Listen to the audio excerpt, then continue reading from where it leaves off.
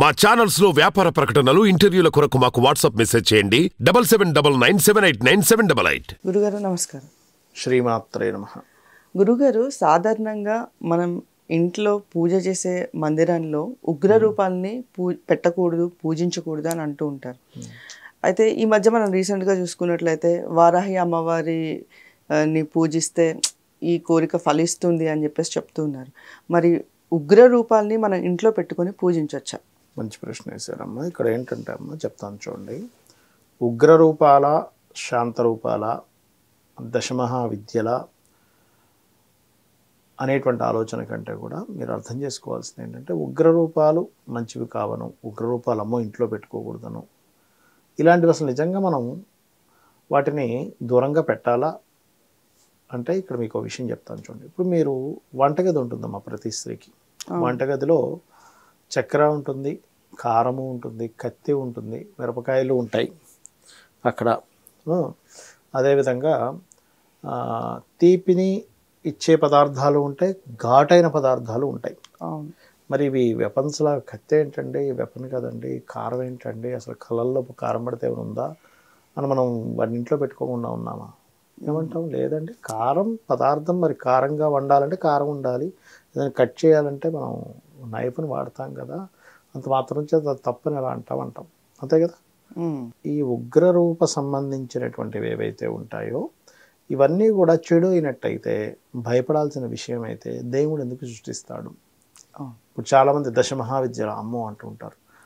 అయితే ఇవి మరి ఎందుకు, మరి కొంతమంది పెద్ద పెద్ద పండితులు కూడా ఎందుకు వద్దంటుంటారు అంటే, అవి తొందరగా ప్రసన్నమవుతాయి, అవి చేసేవాళ్ళు చాలా ప్రశాంతంగా ఉండాలి, కోపం తెచ్చుకోకూడదు. ఉగ్రదేవత స్వరూపాలని మీరు కనుక ప్రసన్నం చేసుకునేటువంటిది, దేవతా పూజ చేసుకునేటట్టయితే చాలా కూల్గా ఉండాలి, గుర్తుపెట్టుకోండి. ఎందుకు? ఇప్పుడు మీరు అగ్రెసివ్ నేచర్ని ప్రదర్శించారు అవతల వ్యక్తి మీద, ఇమీడియట్లీ ఆ వ్యక్తికి ప్రభావం పడుతుంది. దశమహావిద్యలు చేసేవాడి పంచన ఉండకూడదు అంటుంటారు. అంటే ఏమిటి? ఒకప్పుడు అనేవారు, ఇప్పుడు కాదులేండి కానీ ఒకప్పుడు అనేవారు. అంటే ఏమిటి? వాడికి పొరపాటును మనం కోపం తెప్పించేది అని వాళ్ళు కనుక కోపం తెచ్చుకుంటే దాని ప్రభావం ఉంటుంది. ఎవరికి ఉంటుంది? తెప్పించిన వాడికి ఉంటుంది, ఆ వ్యక్తి మీద కోపపడ్డ దశమహావిద్యలు చేసిన వాడికి ఉంటుంది. నువ్వు నిగ్రహశక్తిని కోల్పోయావనేటువంటి దీంతో నీ యొక్క తపశక్తి తగ్గిపోతుంది. అన్ని రోజులు ఎన్ని రోజులు అయితే జపం చేశాడు, ఒక తారాకో బగలాముఖి అనో లేకపోతే చిన్నమస్తానో రకరకాలు ఉన్నాయి దశమహావిద్యలో, ఖాళీ ఇలా ఉన్నాయి. ఇప్పుడు ఒక వ్యక్తి విపరీతం కోపడ్డాడు, ఏదో కోపం వచ్చేసింది, నిగ్రహశక్తి లేదు, వెంటనే ఇతని తపస్సు శక్తి మొత్తం తగ్గిపోతుంది. వాడి మీద ఎవరి మీద కోపడ్డారో వాళ్ళకి ఎఫెక్ట్ వస్తుంది.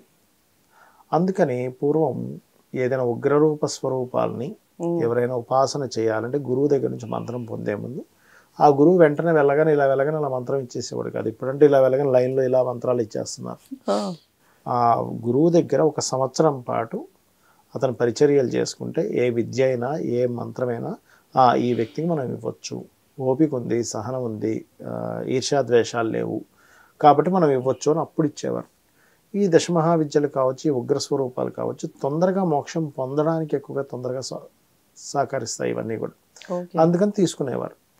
అలా తెలుసుకోకుండా ఆ వ్యక్తి ఎలాంటి వాడు ఏమిటో తెలుసుకోకుండా ఆ వ్యక్తి ఏదో తీసేసుకొని చేసేయడం వల్ల అతనికి నష్టమే, అవతల వాళ్ళకి నష్టం. ఏది?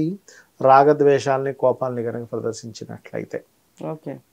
అవేవీ లేకుండా మీరు వారాహి కానివ్వండి, దశమహావిద్యలు కానివ్వండి, ఎనీ ఉగ్రరూపాన్ని కానివ్వండి మీరు ఉపాసన చేస్తున్నారు అంటే ఫస్ట్ మీరు ఒక విశ్వాన్ని మొత్తం అదొక దీన్ని చూసినట్టుగా చూడగలరు. విశ్వాన్ని స్ట్రెస్ ఏం పెట్టుకోకండి. అంటే నేను అనేది ఏంటంటే కోపము ద్వేషం ఇవి ఏమీ పెట్టుకోకుండా చాలా కూల్గా మీరు కనుక ఉండగలిగితే ఆటోమేటిక్గా మీకు ఎటువంటి విద్యనైనా మీరు చేయొచ్చు. ఎందుకంటే అదే అమ్మవారు దశ దిశల ఆ రూపాన్ని దాల్చింది అమ్మవారే కదా. ఇప్పుడు ఏదో కోపంతో ఉన్నంత మాత్రం అమ్మమ్మ కాకుండా పోదు కదా. అమ్మ కోపంగా ఉన్నప్పుడు మా ఇంట్లో ఉండకూడదండి మా అమ్మ అంటామా ఎవరినైనా? ఉగ్రస్వరూపంలో ఉన్నప్పుడు మా ఇంట్లో ఉండకూడదు, బయట ఉండాలి, శాంతంగా ఉంటుంది మా ఇంట్లో ఉండాలంటామా? అలా అంటే అమ్మకి దాని తేడా లేదుగా. కోపంగానే ఉంటుంది అమ్మ, శాంతంగానే ఉంటుంది, కొట్టేటప్పుడు కొడుతుంది, అన్నం తినిపించేటప్పుడు తినిపిస్తుంది.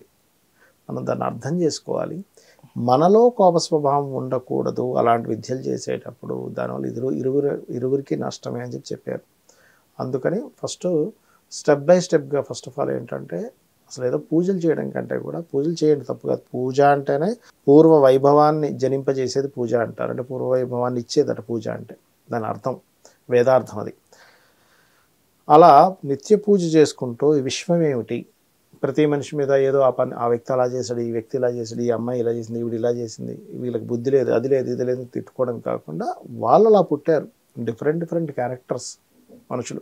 అందరూ ఒకలాగే చెమబుర్రలా ఉండాలంటే అలా ఉండరు. వాళ్ళ తెలివితేటలు బట్టి వాళ్ళు ఉంటారు. మనుషులకు కామన్గా ఎందుకు కోపాలు వస్తాయంటే, నువ్వు అనుకున్నది అవ్వకపోయినా, నువ్వు చెప్పింది అవతల వాళ్ళు చేయకపోయినా, నీకు నచ్చంది అవతల వాళ్ళు చేసినా మనకు కోపం వచ్చేస్తుంది.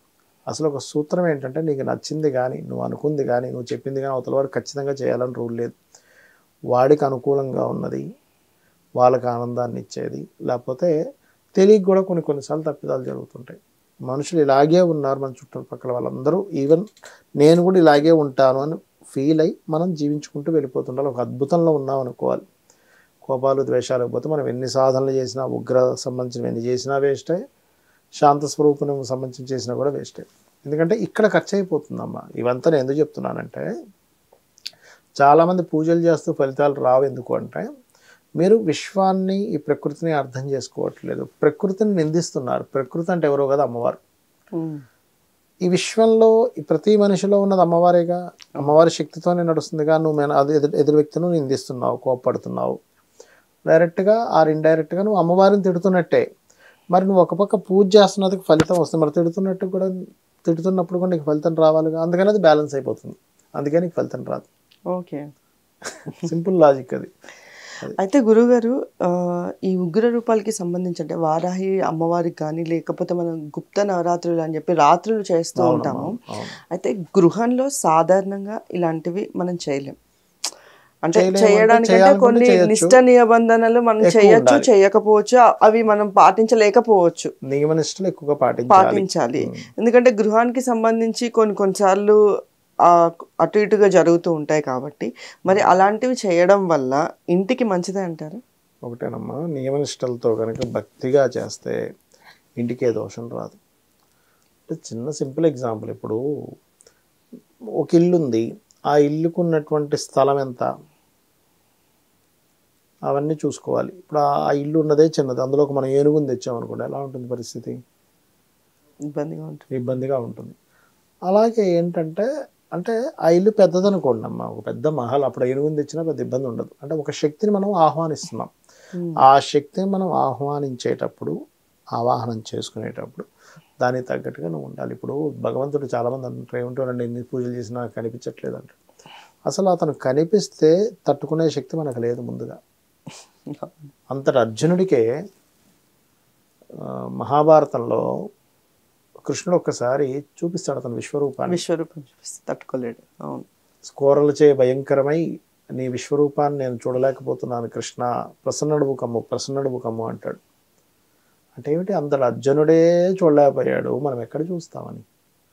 జస్ట్ చిన్న లీల కనిపిస్తేనే కింద మీద పడిపోతాం మనం. అదేదో పాలు తాగుతున్నాడు వినాయకుడు అంటే ఓ పెద్ద పెద్ద ఇది చేసేస్తాం. అక్కడెక్కడో యూట్యూబ్లో వస్తుంటాయి,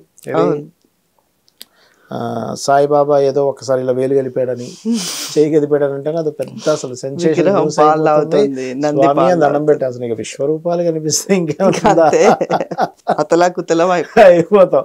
కాబట్టి మనకంత శక్తి లేదు.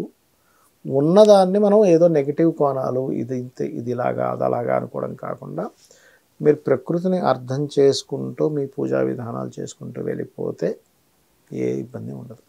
ధన్యవాదాలు. శ్రీమాత్రే నమః.